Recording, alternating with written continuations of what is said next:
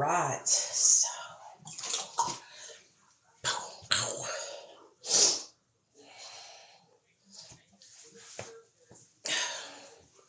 All right. Whew.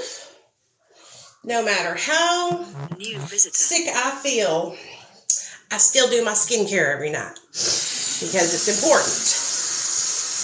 Hey, girl. Sorry I haven't been on very much today. I've had a migraine pretty much almost all the day. So I've just been laying low.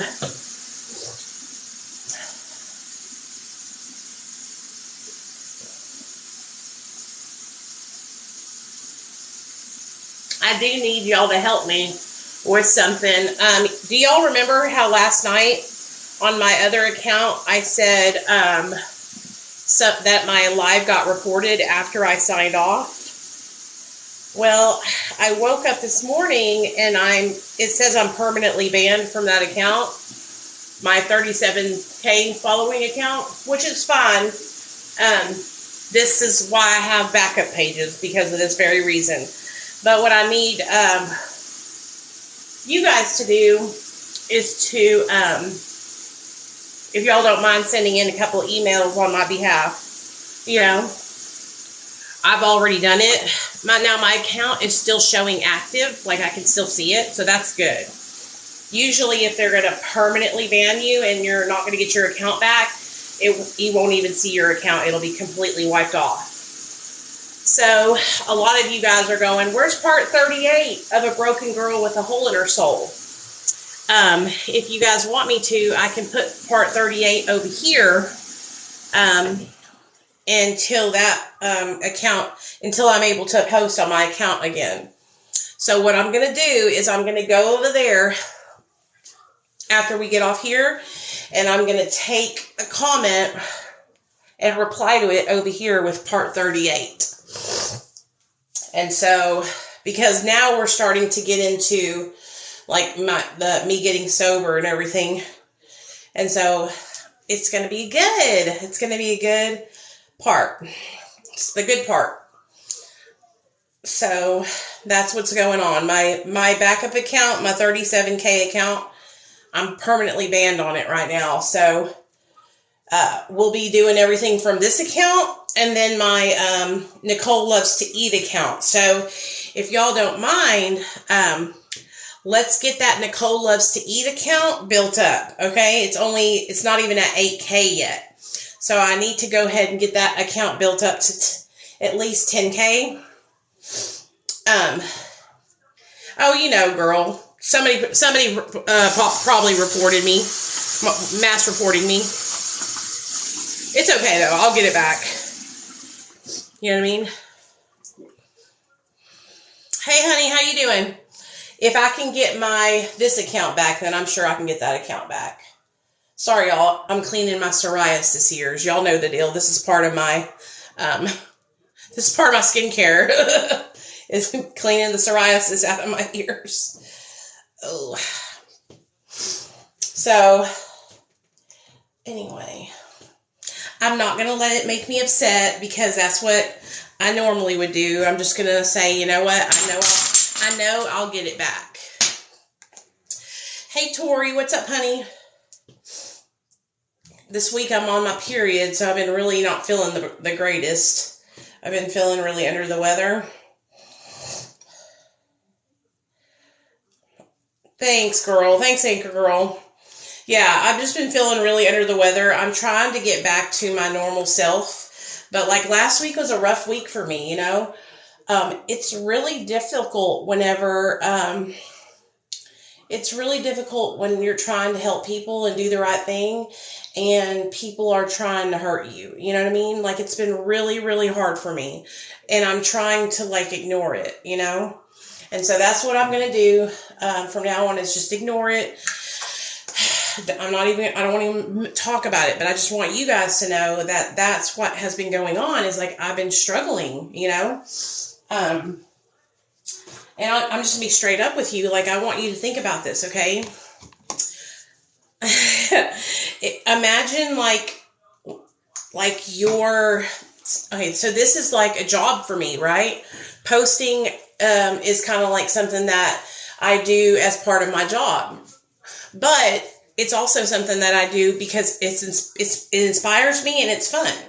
Imagine having to come to your job every day and feeling like attacked and feeling not wanted there and feeling like, like people don't want you to post. That's how I feel. And so it makes me sad and it makes me lose interest in doing social media. That's what I was talking to my husband about. I was like, I remember when I was so like gung-ho about my social media, and it's like lately I haven't even posted on my YouTube channel, and it's because of the negativity that I've been going through, Oh, I love you too, Groovy. It's because of the negativity that I've been experiencing. It's really, really hard to bounce back when you have so many people trying to hurt you. Like, I'm a human being. I'm a person. You know what I mean? I'm a person with feelings. So, I know, and listen to me, like, I know you guys want me here. I'm just trying to explain to you, like, it has become such a negative place for me because of the negativity that I've been experiencing. I'm really trying to just blow it off, So, anyways, I let my hair air dry yesterday, and it was so wavy. It straightens out, though, as you can see. I haven't put anything through it, any straightener or anything through it. I did post a video today. I posted a video today, you guys, on my TikTok just now. Some people had asked me, like, why did I start telling my story? And I thought, you know what? I'm going to make a video about that. So, and I'll tell you guys about it too. So back whenever I was in my active addiction, and even before I started using drugs, like, I've always been like a helping person, right? Hey girl, I've always wanted to work in helping positions and jobs where I was helping people. I always wanted to, be there for my friends. Like, I just have a really helping heart. And so I was always using my efforts in a negative way. When I was in active addiction, I was helping people get high, helping people get drugs, helping people, buying my boyfriend a car, and stupid shit like that. And so when I got sober, I knew that I wanted to make a difference and I wanted to help people, right? I knew I did. But I didn't think that I was going to be able to do that, because I thought, how can I help people? How can I make a difference, right? It's just a generic vitamin C and collagen that I got from TJ Maxx. The brand is Province Beauty. How can I help people? How can I make a difference, right? So the first year of my sobriety, I was just going to AA meetings with my sponsor every single day. This is the Strivectin Super C Retinol Brightening and Correct Serum. Strivectin.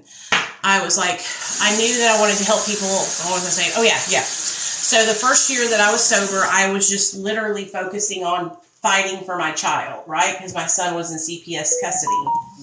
And I took all of my focus and put it on fighting CPS to get my kid back.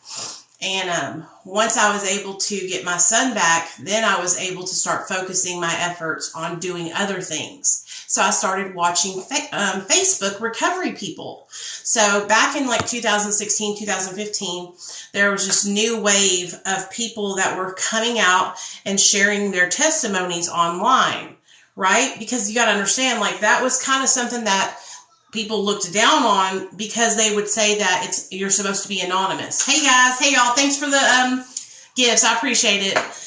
It was like looked down upon because you're supposed to be anonymous, right? But people started speaking out and started not being anonymous and breaking their own anonymity, which was great. And because of those people, I saw them sharing their stories. And thank you, Koku. Love you, man. I saw them sharing their stories, and it was inspiring me. It's making me want to share my story too. So at my 1 year sober, I called my sponsor and I was telling her about, all the people on Facebook that I was seeing share their story. And I asked her, I said, can I tell my story too? And she was like, absolutely. Let's call the treatment center that you went to and see if you can tell your story there to break you in. And I was like, all right. So I called Oasis and I was like, I would love to come back, as an alumni and share my story with the residents. And they were all for it. They were like, okay, come on down, honey. So I went down to Oasis and I told my story. And y'all know how I am. I'm very long-winded. And I told my story. It took me about an hour and a half to finish telling my whole story. But baby, when I tell you every person in that motherfucking treatment center was crying like a baby. All of us were. Okay? I'm talking grown men, 50-year-old men coming up to me, hugging my neck and telling me, thank you, right? I don't know how it equates. You know what I'm saying?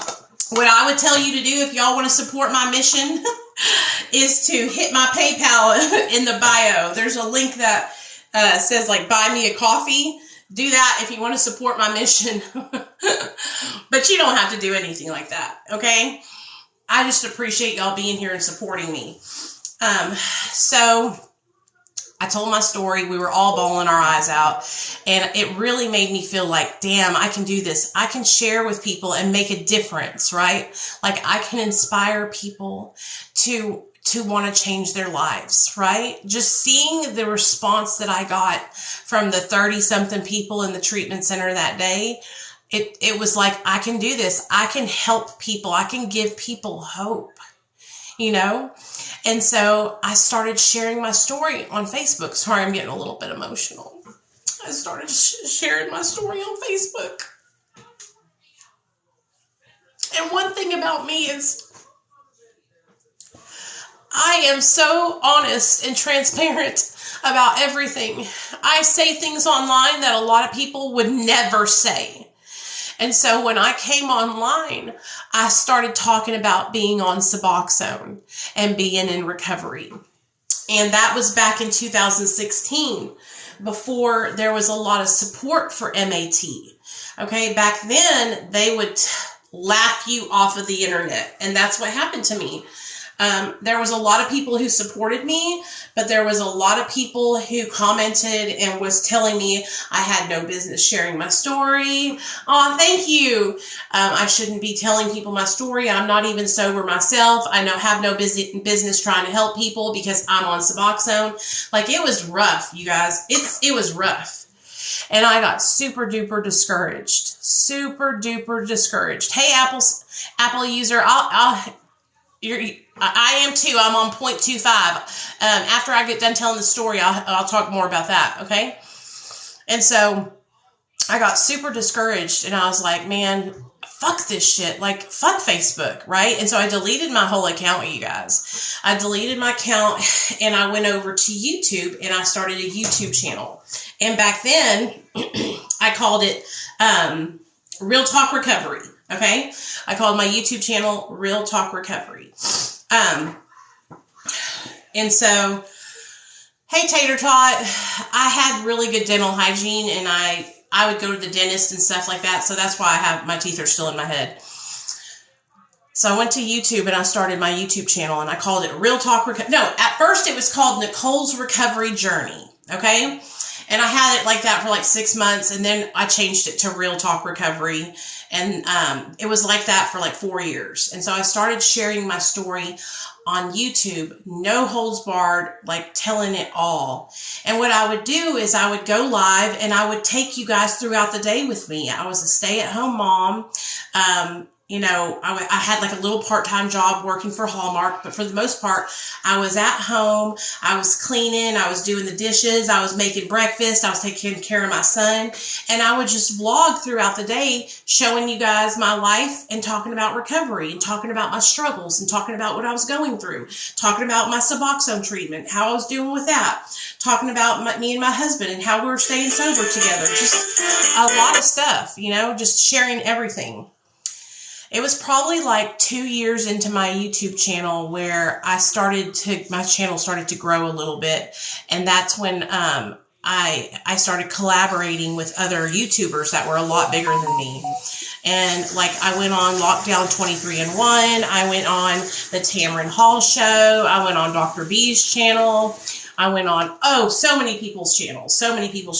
And in 2020, COVID hit, okay?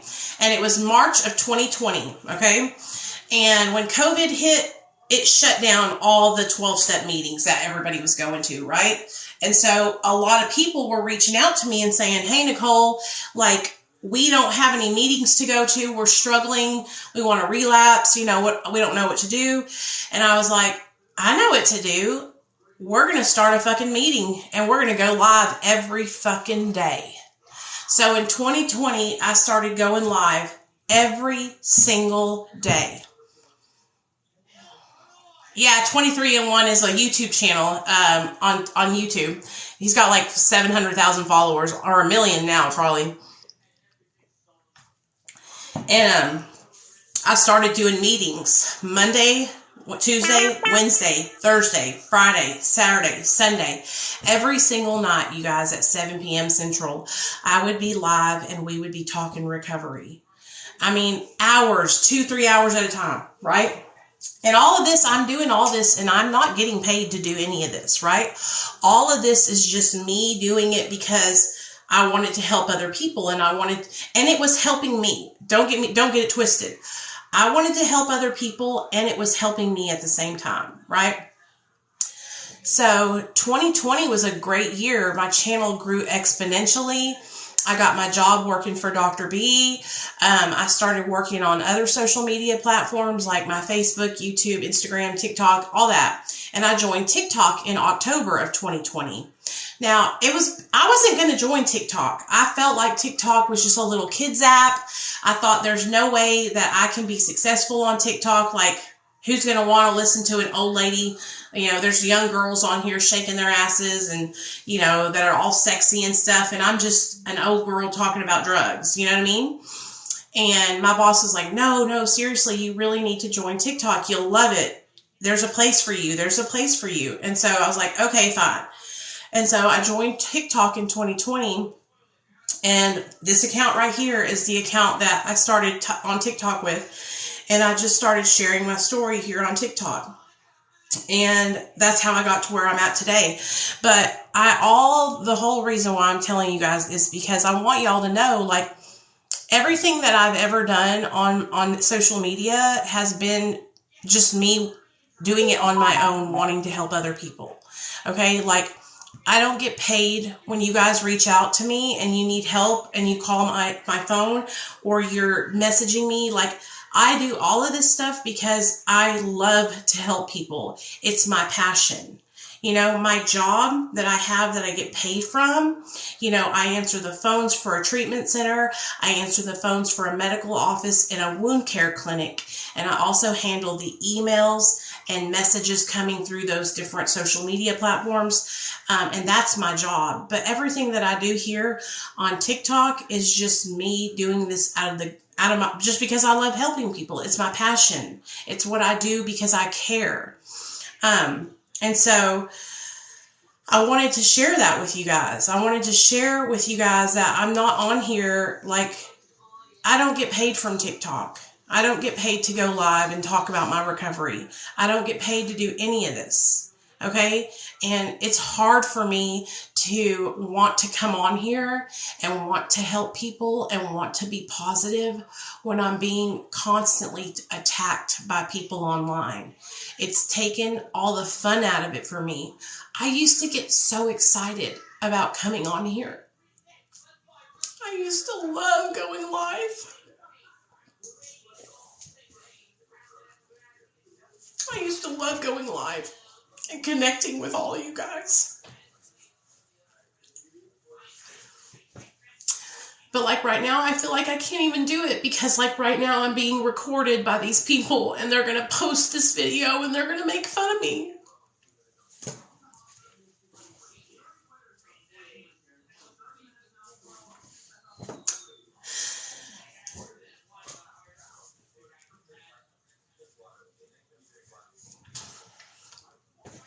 So anyway, I'm really trying to get back to enjoying my social media and loving what I do, but it's hard. It's hard because I'm going through a lot of harassment, you know? I really just want to encourage people. You know, I just really want to encourage people. I want people to know that they're not alone. I want people to know that if I can change my life, that you can change your life too. That's the whole reason why I'm here. I'm not here for any other reason. I'm not here because I need you to watch my videos to get me paid. I'm not here because I need you to buy a product from me to get me paid. I'm not here for any of that. I'm here simply because I enjoy sharing. I enjoy telling my story. I enjoy helping other people. You know what I mean? If it all came down to it, I could shut down my social media and just do my job. You know what I mean? Exactly. And that's what I'm trying to explain to people is that I'm a human being with feelings and a heart. And I have feelings, you know?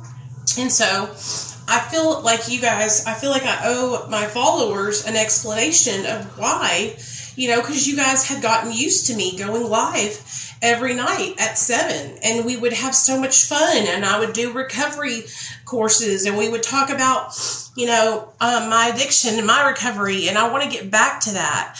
I want to get back to our 7 o'clock, you know, recovery meetings where I was teaching you guys about relapse prevention and helping you guys stay on course, you know?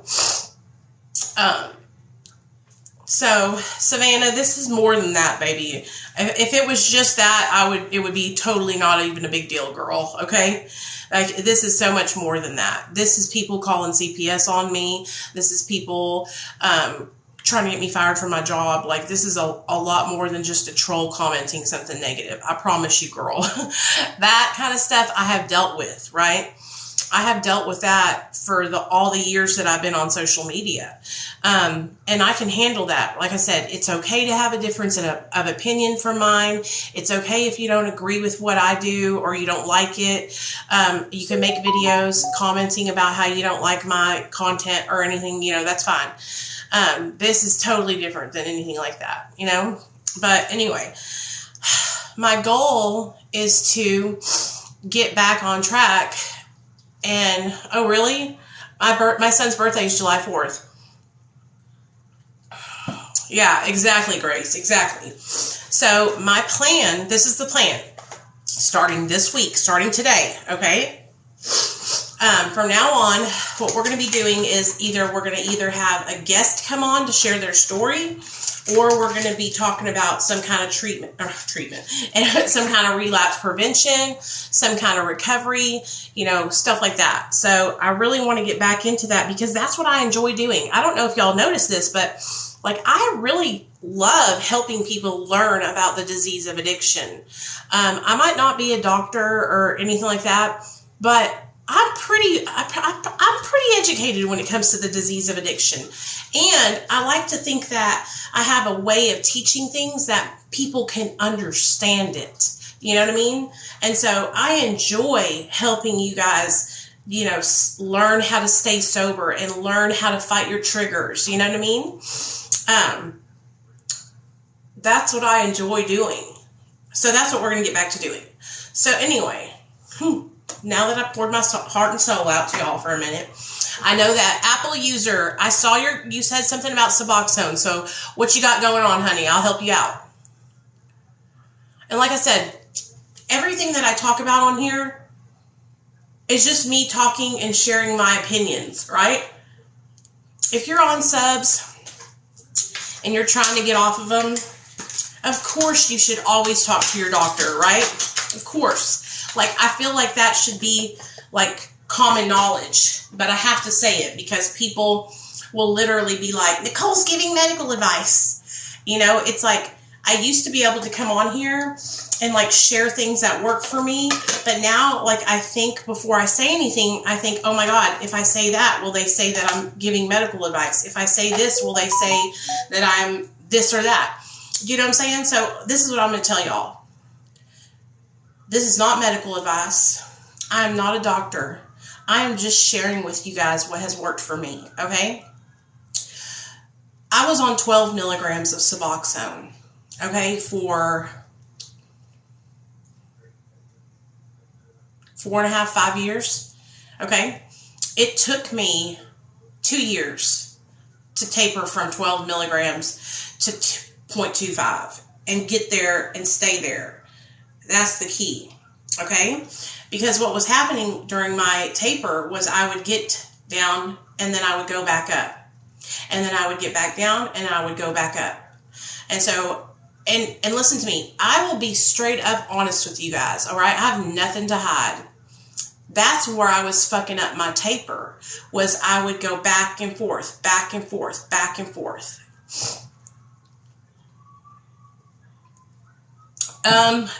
He might need to go up on his dose. If he's struggling like with cravings and stuff like that, like getting on subs, you guys, is not going to cure your addiction, right? Just went through my viewer and knows. That's awesome, girl.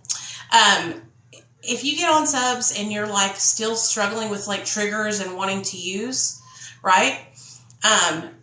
You've got to do something else than just take Suboxone, okay? Just taking Suboxone is not going to benefit you, okay? It's not going to do anything. It's not going to help you change your life, all right?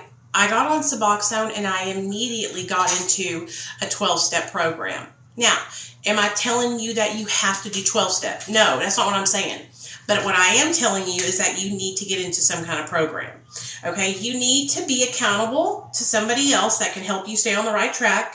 You need to have the support from other like-minded individuals who understand what you're going through.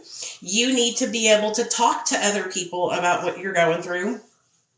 And getting into a program, a recovery program, will help you to do that. Now, the reason why, I did 12-step is because it's the most readily available program, right? You can go to any AA or NA meeting all over. They're everywhere, and it helps out a lot. It helps out a lot. So find you a program that you get down with and you dig and get into that program, okay? That will help you 100%, because when I'm trying to just rest on my own self and don't have support or anyone to talk to, that is like how I fall back on. I fall back on my support system, the people that I met in AA and NA, the people that I met in this in here on self-recovery, on all those programs. Self-recovery is a really good program. But like I said, you guys, self-recovery is a program that is like a treatment program. That's ran by a psychiatrist, and it does cost money. The AA and the NA and the other recovery programs are so free, you guys. They're free. Okay? And so any one of you guys could get on subs, all right? Get into a recovery program like AA or NA. Mara is amazing. A lot of you guys don't even know what Mara is. Mara is MARA, Medication Assisted Recovery Anonymous. Okay?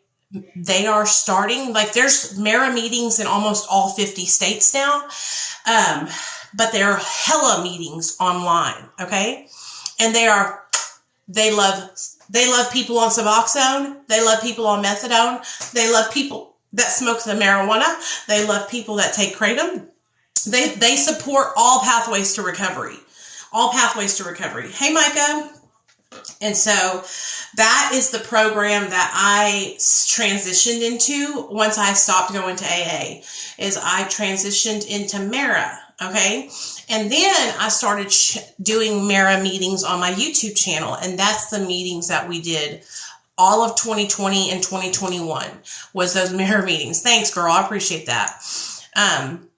And that helped me a lot just to be in a program that other people that were like me, So back to the subs. So this happens. Like anybody who tells you that they've tapered down off Suboxone and they've never like had any issues going back and forth, right? a lot of people have a problem. It's just so easy to slip back and go up and then go back and then go up and then go back. And so I was so ashamed that I was struggling that I wasn't really talking to anybody about it. You know what I mean? And so when I started actually saying something about it, and other people like on my YouTube channel and here on TikTok were like, oh my God, Nicole, I know, me too. I am struggling with the same thing, you know, and that really helped me a lot. But tapering down was just a slow but sure process, and going slow is what saved my life. Really?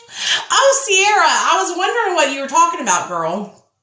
So do any of you guys have any questions about like Suboxone or drugs and alcohol or recovery processes? Do you want me to share anything with you guys that you need help with? Like, I have a whole relapse prevention plan that I posted. It's on my Facebook, and I also have a video with it, and it's literally typed out, the whole program of relapse prevention. Now, I was thinking about making like a ebook or something, like Nicole's relapse prevention, right? I want you to know about Sublocade shot. Okay. So the Sublocade shot is buprenorphine, okay? In order to get on the Sublocade shot, you have to be on Suboxone or Subutex before you can get on the Sublocade shot. You have to be on 8 milligrams or more, all right? At least that's how my doctor explained it to me. Now, I'm hearing now that some doctors are willing to give less, because here's the shots. The shots come in 300 milligrams and 100 milligrams. And so what I've heard through the grapevine is that some doctors are tapering the shot to like 50 milligrams and giving lesser amounts to people that are on a lesser amount of Suboxone. But for me, I went to my doctor when I was on 2 milligrams of subs, and I was like, I really want to get on the Sublocade shot. And he was like, no, I'm not going to take you back up to 8 milligrams. So I couldn't get on the shot. But it's a shot that they give you in your stomach, okay? And it lasts 28 to 30 days, right? And it's a buprenorphine, and it releases throughout your system slowly over that 30-day period of time. Now, here's the great thing about Sublocade is that you can transition to Sublocade from Suboxone. As you get the shot every month, it's building in your system. And so I actually have a friend who has been off of the shot for 7 or 8 months and is still testing positive for buprenorphine. Hey, Adam. So think about that. After 7 or 8 months of not taking the shot, she still has bupe in her system. And that's great. That's great, because that means that it's just leaving slowly but surely over time. Which time was your worst detox? Okay, here's the worst detox that I had, where I did it in a detox center. So whenever in 2008, I was placed on felony probation for possession of a controlled substance, methamphetamine, okay? And I thought I was going to be slick, and I was going to be able to maneuver my way through probation without getting sober. I thought, surely I can trick these drug tests. Right? Honey, you can't trick a drug test. At least I couldn't. Not the state, okay? And they were coming in there and watching me pee and everything, all right? In fact, I've told this story before. My probation officer used to make me lift my leg up and hold it against the wall so she could look inside my hee-hoo to see if there was anything in there. So I was failing all my drug tests, and my probation officer was like, I'm going to give you one more chance, and I'm going to send you to treatment. And I was like, okay, girl. And so I went like wild and got high as hell until I had to go into treatment. So I was doing benzos, opiates, and methamphetamine. When I got into the treatment center was connected. Oh yeah, honey, I did that. Listen to me, you guys. I had made a video. where I did that and showed you guys I made a video. Y'all have to go through my videos. It's the probation officer video. But anyways, everybody was commenting and going, are we going to just glaze past the fact that she just lifted her leg above her head? I'm getting old. 40. I feel like I'm getting old. I'm 40 and I can still lift my leg above my head. So anyway, so I get there to the detox, right? And I told the lady that I was on hella fucking drugs, you know, and I was fucked up. And so they only give you like Librium and Klonidine, right? And so at this time, this is before subs were really even, subs were out, but they weren't using them here in the South. Okay. So that's one thing about the South here in Arkansas is that we're like the last to do anything, right? And so subs weren't even used in detox at this time. All the detoxes I went through, they did not use subs at all. So while I was going through withdrawal in there, I'll never forget it. It was my second night in there and I had a roommate.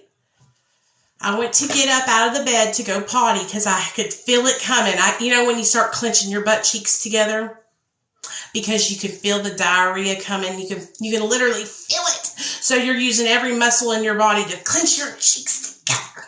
And so I got out of the bed and I was clenching my cheeks together. And I was going to the bathroom and all of a sudden it just all fell out.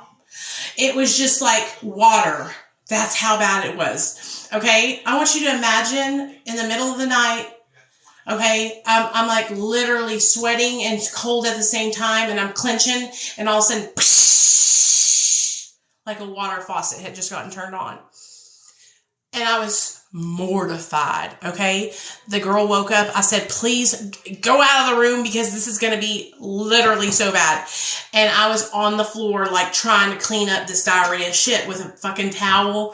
I was crying. She, of course, went and got the nurses and the people. And they were like, it's okay, Nicole. It's okay. Like, this happens. It happens to all the time. I was like, surely not. Surely people don't diarrhea shit on the floor in their room. Like, I was so embarrassed, you guys. And what was happening was I was starting to vomit and it was just like, and it was shooting out. You know what I mean? Savannah, I was dying, girl. I was dying smelling my own shit, girl. I was dying. And so the girl that I had a roommate, her name was LC. She was amazing. We actually became like the best of friends while we were in treatment. And one night, so that was my worst withdrawal. One night we were outside playing volleyball because every night after classes were done and everything, they would let us stay up and play volleyball until like 11. And so we were out there playing volleyball and, or we had a little tournament going on. It was the morning. Never mind. It was the next day. But we had been up all night that night playing volleyball. The next day we had a little tournament going on. It was on the weekend and we were getting down. We were like really getting competitive about it, right? Well, LC ended up falling and like hurting her ankle and she was like crying, you know? And so me being the protective friend I am, I went over there, you guys, and I picked her up. She was nothing but like 105 pounds, right? So I pick her up like a baby and we walk inside and we called 911. She had broke her ankle. So now the whole time I was in treatment, I had to take showers with her. I had to do everything with her. We had to get into the shower together because her leg got put in like a cast thing and she had crutches and everything. I was like literally had to take care of her throughout the whole treatment. But yeah, me and her became so close because I shit in front of her and then she broke her leg and then we had to become shower buddies, which is it was a whole crazy mess.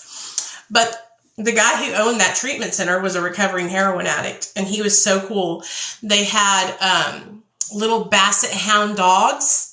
So they had two old basset hounds, a mommy and a daddy. And the mommy had babies, like 7 of them. When I tell you guys, that was the light of my life, right?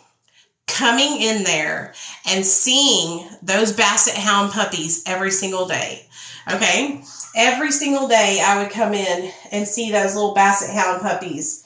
And hold them and feed them and kiss them and love them. And that was like, it was like therapy to me. You know what I mean? It was like therapy. So that was in 2008. So I ended up coming back from that treatment center, and when I came back, I relapsed. Okay, I relapsed, and of course, I didn't want to relapse, right? But I was just not ready. It wasn't that I didn't want to be sober, you guys. It's just that I didn't know how to stay sober, and I didn't have the proper tools on how to stay sober. Y'all, I'm about to cut this little hair right here. There we go. I didn't have the proper tools on how to stay sober. And it's like, if you don't know how to stay sober, it can be really difficult. You know what I'm saying? And so I hadn't learned anything really, except for that I had the disease of addiction. I hadn't learned how to like fight my cravings or triggers or any of that. And so when I got out, I would just go back to what I knew, which was getting high, you know? New visitor. So anyway, I relapsed, and after I relapsed, that's when I went to prison. I came over to see my probation officer, and I told her, you know, hey, I relapsed. And she was like, okay, like, you're going to prison. She's like, I'm going to revoke your probation, and you'll have 30 days until your court date. So I went and turned myself in, bailed myself out on bond, right? And then I was out for 30 more days. And for those 30 days, you guys, I'm going to tell you, I fucked shit up. Okay? I fucked shit up. Hey, Cassandra, what's up, girl? I stayed getting fucking loaded, dude. Stayed getting loaded. And I was running and gunning. Just running and gunning. It was really, really bad. My parents, I told them, you know, I'm going to prison. Please, you know, understand that I'm just trying to party until I have to go.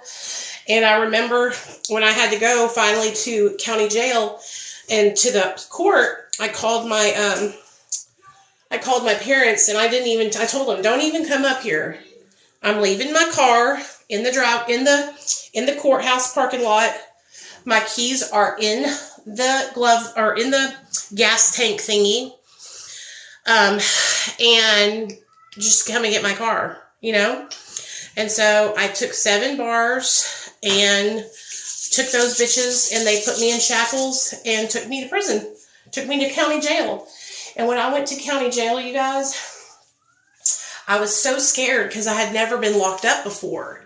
You got to understand something. Like, I was on drugs and shit, but I had really never been in trouble before. Never been locked up, you know? And so when I was getting ready to go into county, I was thinking these girls were going to be like Big Bertha bitches, you know, coming to whoop my ass. That's not what it's like at all. It's like basically high school all over again. You see a bunch of people I saw a bunch of people that I went to high school with, a bunch of people that also I used with, and a lot of people that knew my sister, because my sister was always going to jail. Always. Now, my sister was diagnosed bipolar disorder when we were younger. And one of the things that she liked to do, because part of her disorder, was she would get really angry. And she would like show up at her boyfriend's houses and so she would always get locked up because of that. So a lot of people knew my kid sister, and they were like, it's all good, Nicole. You're going to be okay. We're here to support you. My parents put money on my books, and you got to understand there, when you're in jail, that's really important, is that you have commissary. And so as long as I had money on my books, you know, I was good to go. And so the girls took me under their wing. They taught me how to make makeshift tampons. They taught me how to make bras out of a sock and panties. I mean, they taught me all kinds of good stuff. 7 bars was literally what I would take Like, no problem. You ask my husband, you guys. I had a really high tolerance to Xanax because I had been taking them for years. But I had a really high tolerance to Xans. And so I could pop 7 bars and drive a car. I might not fucking make it home, but I was always high on bars. It was crazy. But when I got into the jail after taking those bars, I slept for like 3 days. 3 days. I went through withdrawal while I was in jail, and it sucked. But when you're in jail, at least in my experience, it's a lot easier to handle your withdrawal because you know that you can't leave. And so the psychological part of the withdrawal, which is, I can't get my drugs, or, I need to go get high. Being in jail, being locked up, it don't fuck with you as bad because you can't leave. And so I handled it. Do I still crave drugs now? You know what? So many people ask me that. I wouldn't say that I crave drugs at all. Now, I really don't. But do I get triggered to want to use? Sometimes, yeah. And I get triggered to want to use specifically methamphetamine. And it's because I struggle so much with my weight. Which, I have good news. I have literally been staying on my healthy eating, you guys. And I'm at 218. So I lost another pound. And I've been sticking to it. So if y'all are new here, I started out at 226.4. So, no, when I took the bars when I went to jail, I only took the bars. But that's what would always make me fuck up, is because I would take bars and I would shoot up opiates and then I would overdose. So most of the time, yeah. But that time I just went in there on the bars.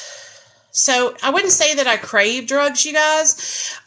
It's that I have triggers to use, right? Like my weight is a big trigger for me. The whole week that I've been getting all the harassment that I've been getting, like, what I wanted to do is like check out. So like I thought about, like, I had the trigger to want to use Xanax, but I always like know that I don't want to ruin my life. Okay. And so I'll be straight up with you guys. My love for my son outweighs the want to get high anytime. Okay. Like, I don't care what's happening in my life. I don't care if my husband's divorcing me, okay? And I'm not going to use drugs because I love my son.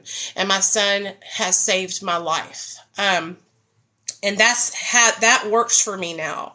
Now, back before I, got sober, I struggled, and that wouldn't keep me sober. But like, what keeps me sober today is the love for my child. And because I actually kind of enjoy being sober now.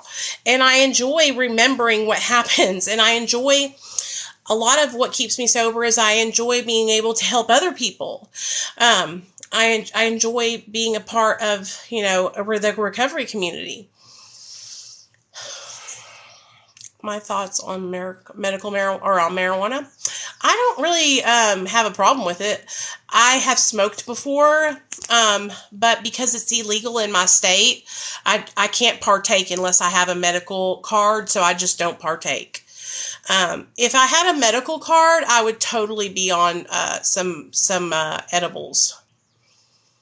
Now, if you had asked me this question like 4 years ago, I would have told you absolutely not. Smoking marijuana is not sober. Blah, blah, blah, blah, blah. And that's because you guys got to understand that I was indoctrinated into the 12-step program, into AA. And I was taught that the only way to get sober was abstinence, Arkansas. And if you weren't abstinent, then you weren't sober, then you weren't in recovery, right? And so, but you guys have to understand, I had this closed-minded thought against other things, but I was on MAT. So I started to realize, hey, wait a second, it's kind of hypocritical that I look that I'm judging people who smoke marijuana whenever I'm on MAT, right? And so that made me start questioning all the things that I had learned in AA. And I started deconstructing all the brainwashing that I had for all those years. And that's when I really started opening my mind, is when I came to TikTok in 2020, and I started getting to see people talking about being Cali sober, because I had not really ever seen anybody be successful and only smoke marijuana. I had always heard people that smoked marijuana and then they would relapse, right? And so when I came to TikTok, I actually started seeing people that were doing well and staying sober and using medical marijuana. And so that's when I was like, you know what? I think I think that's great. I will tell you this. I believe that if you're using medical marijuana to escape reality, or if you're using it to help you. I do believe that using and smoking and staying stoned 24/7, 7 days a week, and not dealing with your problems, I don't believe that that's healthy at all, right? What I believe is using medical marijuana in a therapeutic way that helps you to be better, right? And you are dealing with your core problems that are on the inside, and you're dealing with your triggers and your traumas and the problems that you have. I believe that is what recovery is about. Okay, so don't get it twisted. All right. Even if you're using the medical marijuana, you still need to be working your motherfucking ass off to change yourself on the inside. Okay? Because that's the whole deal. It's not even about the drugs. You're fucked up. We're fucked up on the inside. And so trying to use drugs, medical marijuana, any drug, to escape is not recovery. So you got to use it in the right way. You got to use it, and your intentions behind it have to be good. But only you know that. Nobody can tell you your own intention. Nobody can tell you if you're using it in a healthy manner. Only you know that. You know what I mean? Okay, Brock, what's up? Okay.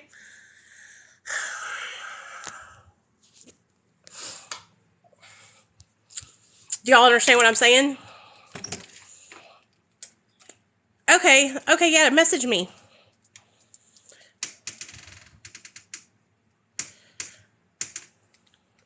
But y'all understand what I'm telling y'all, right? Just like, okay, so for instance, if I was using my MAT to get high, you know what I mean? Like, if I was overtaking my MAT and shit like that. Hey, Life, what's up, baby?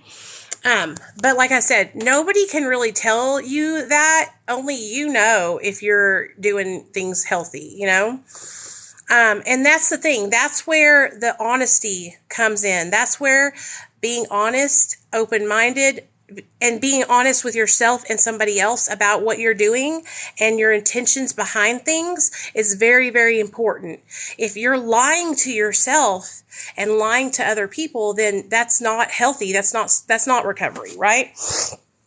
And so if y'all didn't know this, this is something I learned when I was reading the big book, is in the big book of Alcoholics Anonymous, in like one of the chapters, I think it's like how it works. They say the word honesty like 12 times in that on that page. And so what that tells me is that honesty is like super important part of getting sober and staying sober. If you don't stay honest, then you are going to relapse. You know what I mean? So I hope that helps you guys. But what I'm saying is, even I have to be honest with myself, right? I have struggles every single day. And, like stepping away from social media for a little bit, getting my mental health in line, and all that has been something that I have had to try and do, you know? But I got to be honest with myself because I start to struggle, you know? So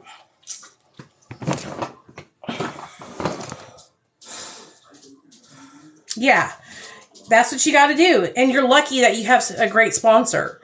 You know what I mean? Because there's a lot of people in life who are still so behind that they don't accept MAT, or they don't accept medical marijuana. They are like totally against it, which just pisses me off. This is what I say, okay? I say this. If you're not sticking a needle in your arm, okay, and you're actually being a productive member of society, that's all that really matters. Do you know what I'm saying? Like, nobody is really, do you guys really know anybody that's fully abstinent? Sorry, I have to take my medication.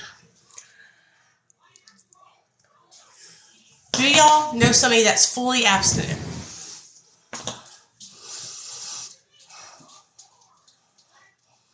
Like, doesn't smoke weed, doesn't smoke cigarettes, doesn't drink coffee, doesn't eat sugar.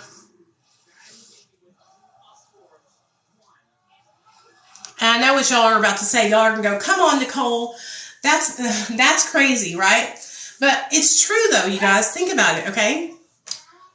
Coffee, sugar, changes the way our brain, like changes the way we feel. I just took her out.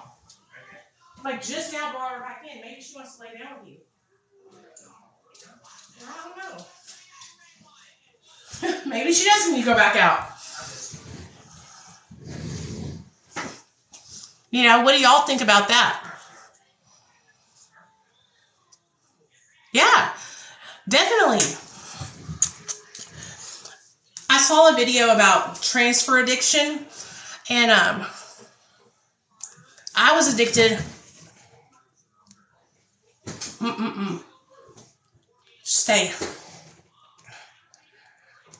I was addicted to food before I was addicted to anything.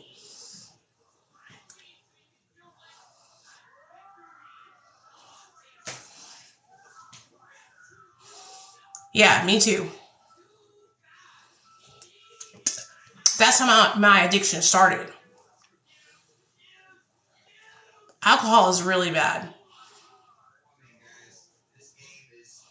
Okay, user 741 says alcohol or coffee is not a mind-altering substance. It really is, though. Caffeine really is a mind-altering substance. So is sugar. So is nicotine.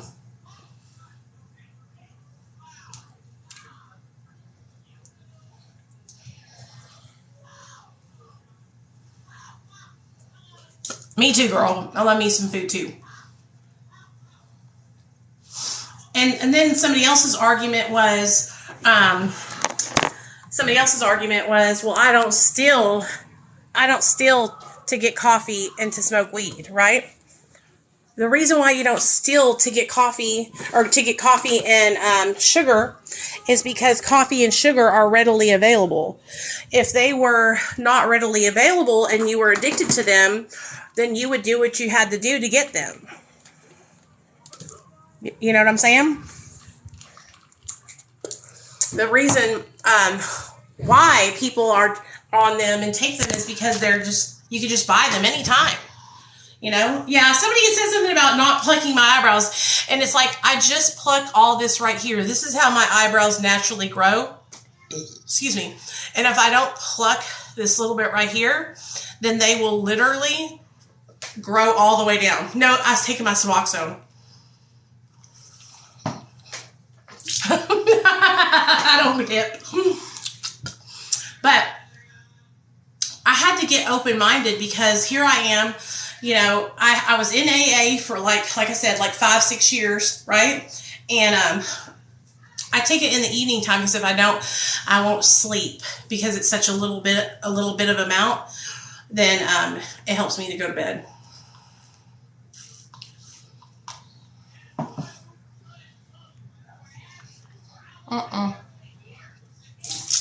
Okay, I'm done now. Sorry, y'all.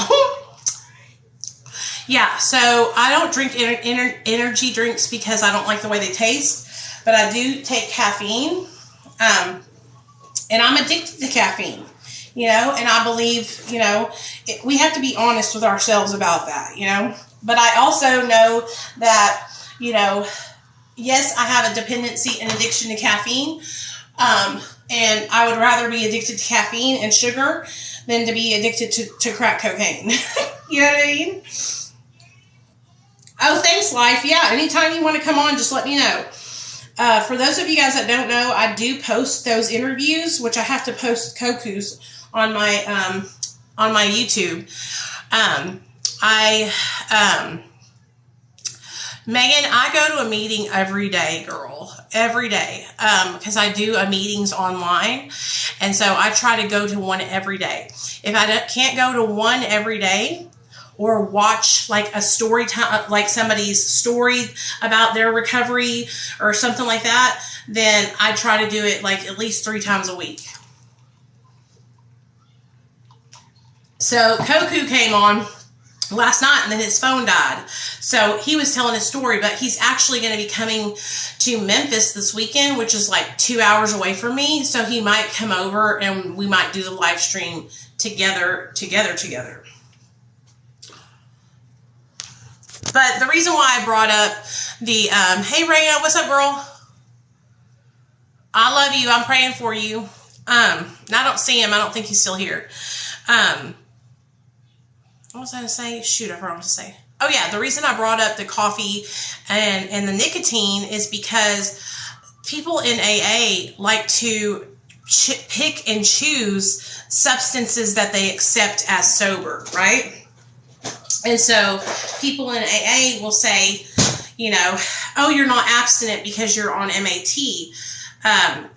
But those same people are prescribed opiates or benzos. Let me give you an example. My sponsor has been sober for like 37 years, okay? She has a prescription of Xanax for her anxiety, okay? She got on Xanax when she was sponsoring me. I wonder why. I remember her coming to me and telling me that she had to talk to her sponsor about it because she was having such crippling anxiety. Hey, Melody, what's up, girl? But she got on it and it's prescribed to her. Okay? And there's a lot of people in 12-step programs that are prescribed medications like Xanax, pain meds, all that kind of different stuff, right? So caffeine is literally a stimulant.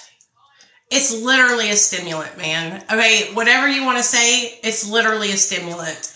Okay, you don't have to believe it, but nobody is truly abstinent. Okay, also, if you're taking medications like psych meds, okay, those alter our mind. And so everything it changes. If you're taking something, it's changing your mind, right? It's altering the chemistry of your brain. So my whole point in bringing that up was that people in these 12-step programs, they like to pick and choose, right?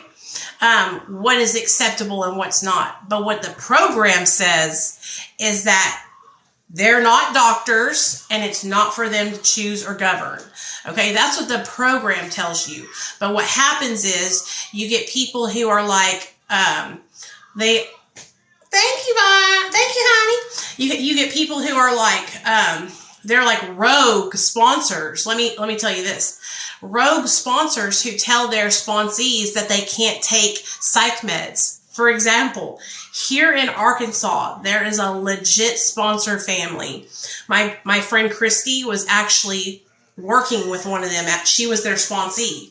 And they told her that she needed to get off her psych meds because her psych meds were blocking her from having a spiritual awakening. So that's what happens. And so then when we bring it up online and we want to talk about it because it's happening, then people get mad and they get upset.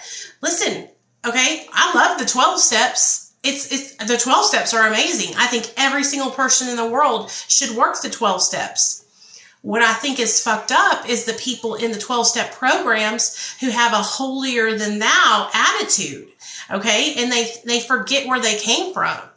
Right. I also hate it when I see people like talking down to people and saying, I'm going to pray for you. No, I don't need you to pray for me, honey. I'm just fine. I also don't like it when I see people telling people, oh, well, you're just acting out of ego. You don't know me. You literally see 30 seconds of my life on a video. That's it. You don't know me. You cannot judge somebody by second long videos, right?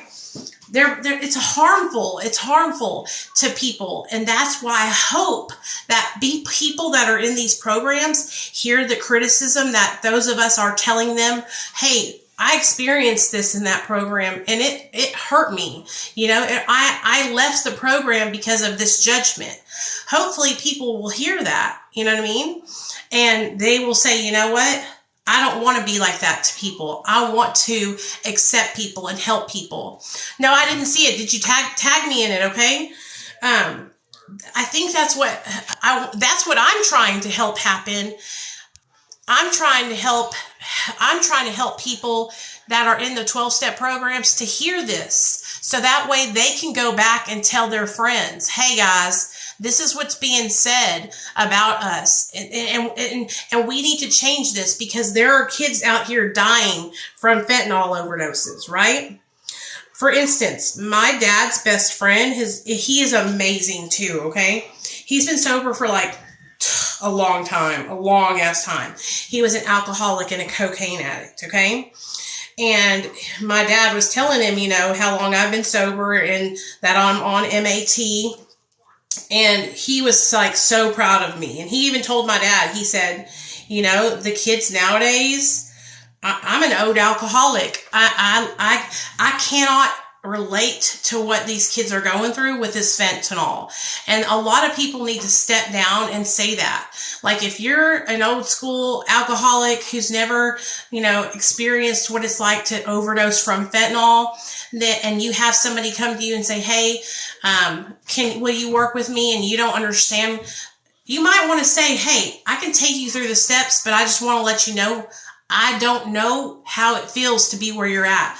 Like, it's a different situation, okay? Being an alcoholic and being addicted to fentanyl is a lot, it's different. It's different. And I really believe that. You know what I mean? That's just my opinion though. Like, I believe that anybody can help anybody, but I also believe that it's really important as like people that are offering help to people for us to know our limits, right? So people come to me every day and they comment, Nicole, will you be my sponsor? Nicole, will you be my sponsor? Nicole, will you help me? Will you be my mentor? Will you be this? Will you be that? Right? And I always have to tell people, I love you.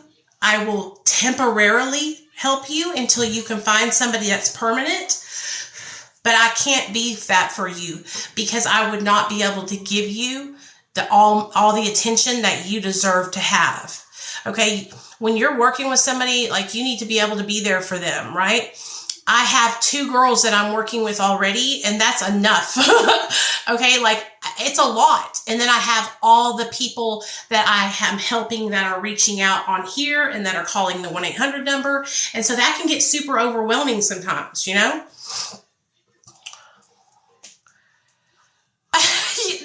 I don't even know why they call them perk 30s, girl. You know that? They're Roxy's is what they are. They're oxycodone 30 milligrams. Like, I don't even know what there's no such thing as a Percocet 30 milligram.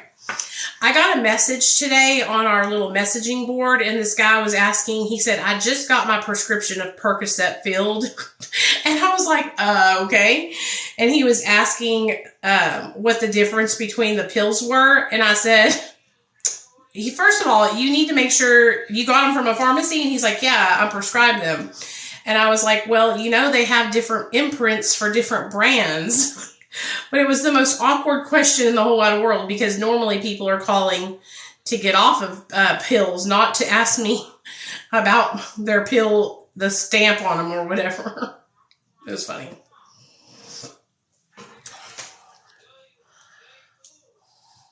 Oh, yeah.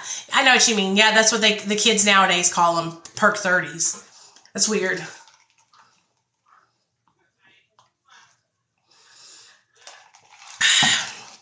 Anyway, like, for instance, you see how mad that guy got that I was challenging him about nicotine and caffeine? You know what I mean? Like,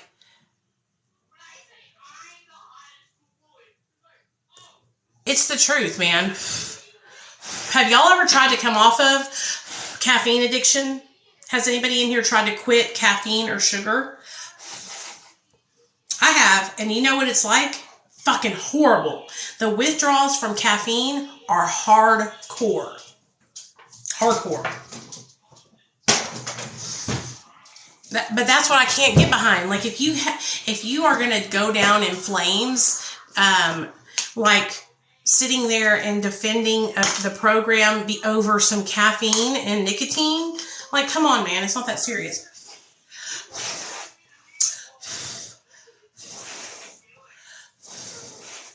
But anyway.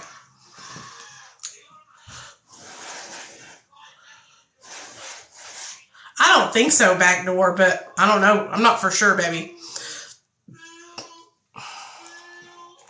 Yeah, it is hard, Apple user. I understand.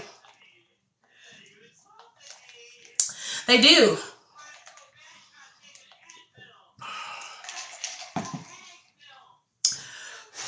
I saw a video here on TikTok where somebody said that they're lacing street carts with different stuff. So I don't know, but I don't think that you could, if it did have it on there, I don't think that you could like ingest it that way, because you have to, if you're smoking it, you have to smoke it like on foil or something. So it wouldn't work. Yeah, you need to get a new phone because we were looking for you. Life was looking for you. I'm washing my rings, you guys, so.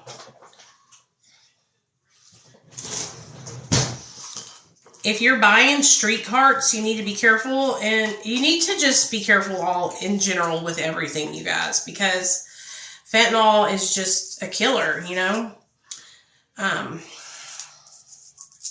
I don't want nothing bad to happen to y'all. Hey, I need you guys to do something for me.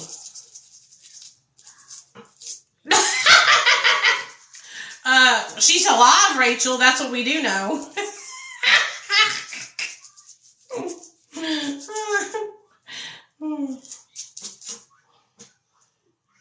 Ain't nobody over here gonna know.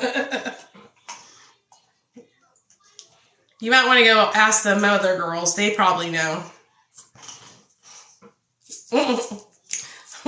Sorry, I'm not trying to be rude or anything, but I don't know why you're asking me that, girl.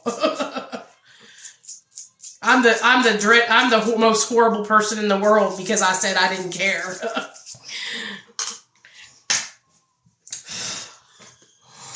What makes me laugh?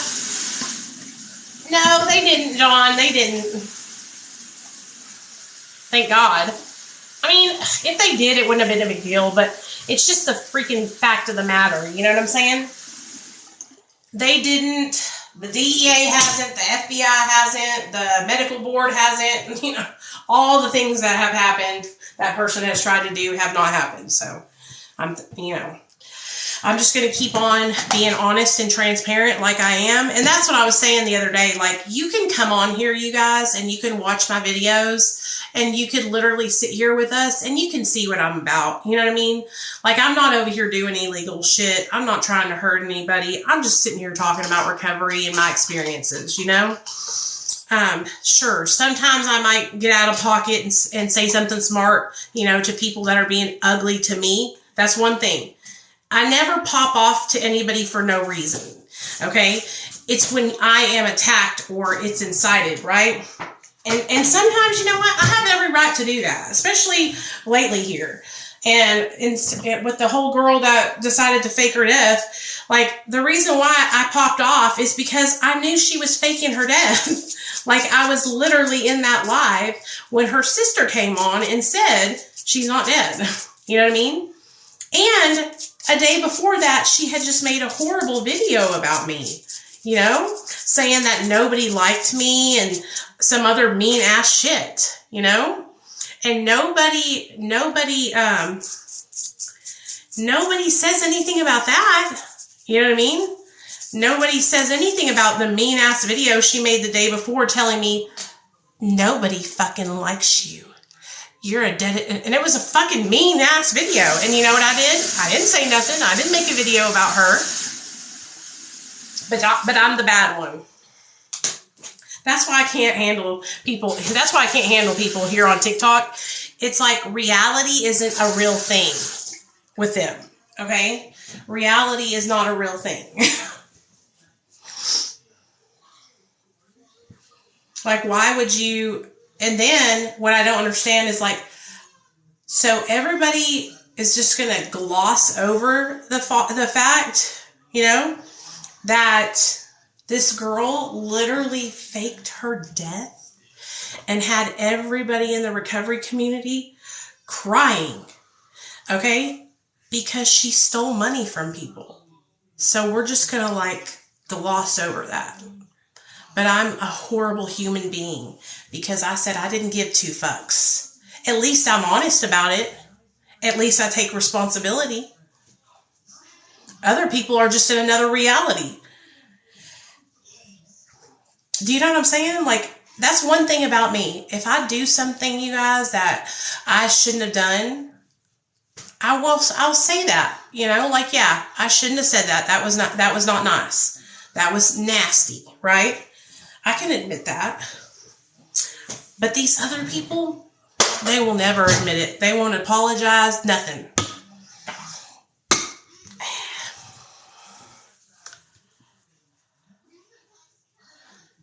I know, right? So, it's all good though. I have so many people who support me here online. It's crazy though, because it makes me sad because I hate it, you guys. I hate it that I get caught up focusing on negative stuff. You know what I mean? And I'm sorry. Like, I really am sorry about that. Girl, we're doing a look tomorrow. Did I not tell you? I got some new ones. So we're going to be doing a look tomorrow, a whole makeup look tomorrow. And then, but they're right here. They're my Danessa Myricks glitters. Everybody always asks me about these.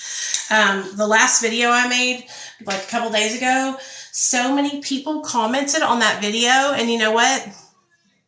All they wanted to know was what was on my eyes. They didn't even care about the video.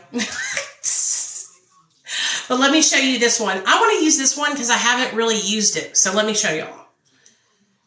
I know, I hate it for me too, blunts, but it's all good. Okay, so this is one of the darker ones. And it's just the, they're so pretty, guys.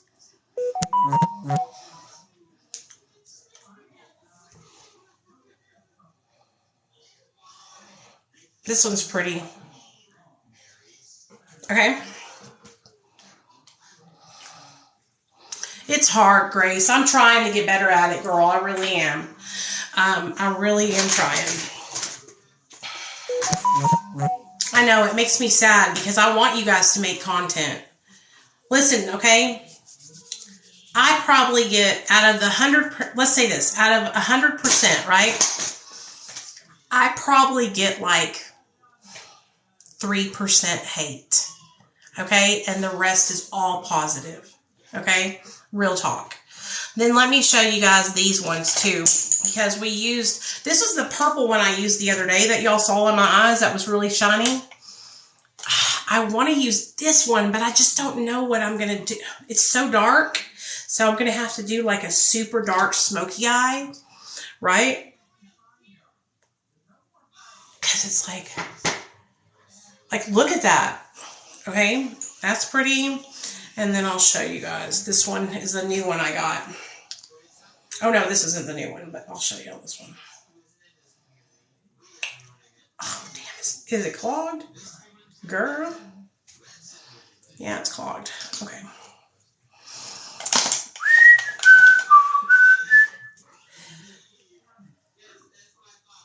Yeah, I do too. I ignore everything, but whenever you say that shit, that's why I made the videos blasting that person. Because that's some bullshit. You don't do that shit. I don't care how much you don't like somebody, okay? Like, you fucking, that's wrong as fuck.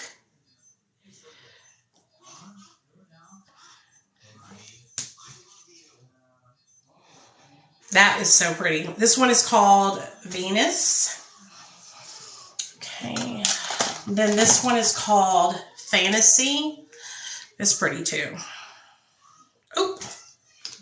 These are just literal cream shadows too, which you guys, like, they last forever. Like, look at these tubes, you know. They're more, I think they're more geared towards makeup artists, but I mean, I think they're great. And then this purple is like one of my favorite ones.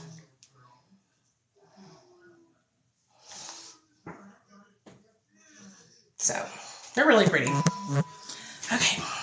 My head's killing me, dude. I have a headache today.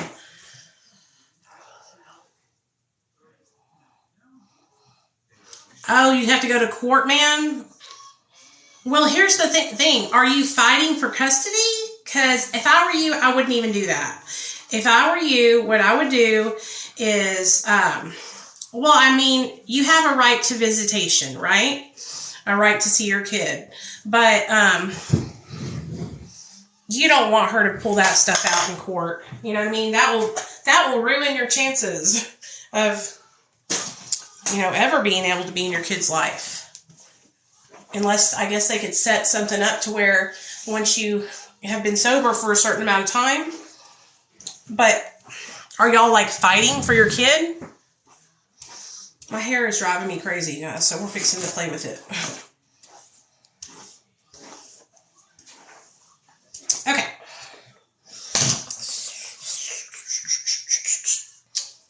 There we go. I know, that makes me so sad. Listen to me, okay? You're sober now, and that's all that matters, but listen, all right? That is why I got sober, because I didn't want my little boy to have any memories of me like that, you know?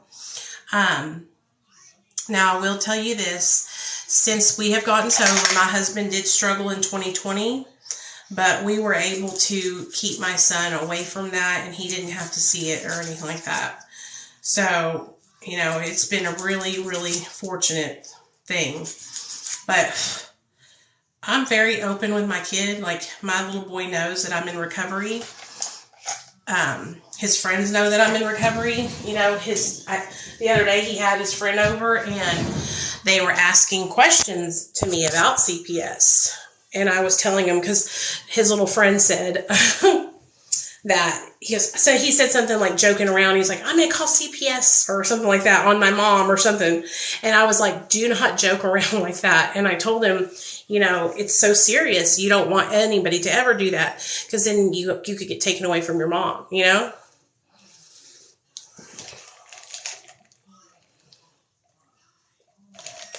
Grace, girl, it happens. Don't beat yourself up, okay? Because you can't heal if you're beating yourself up. Hey, Jay, that's awesome. Congratulations, baby.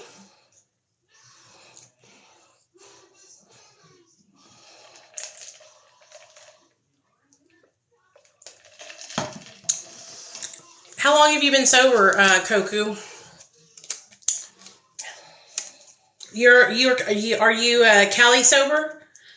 I think you are, aren't you?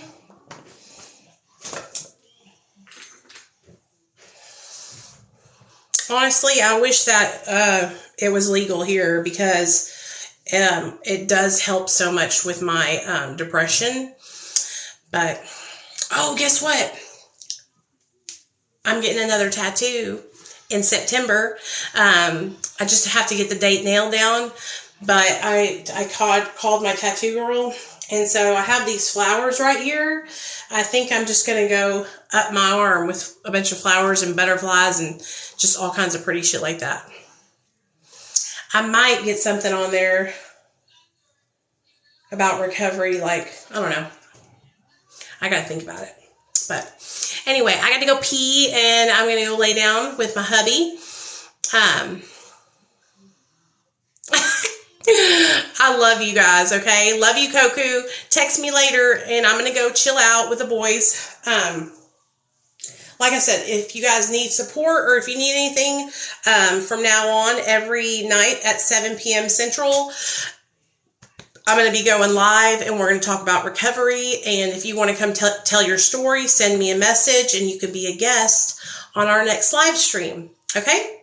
All right. Love you guys. Be good.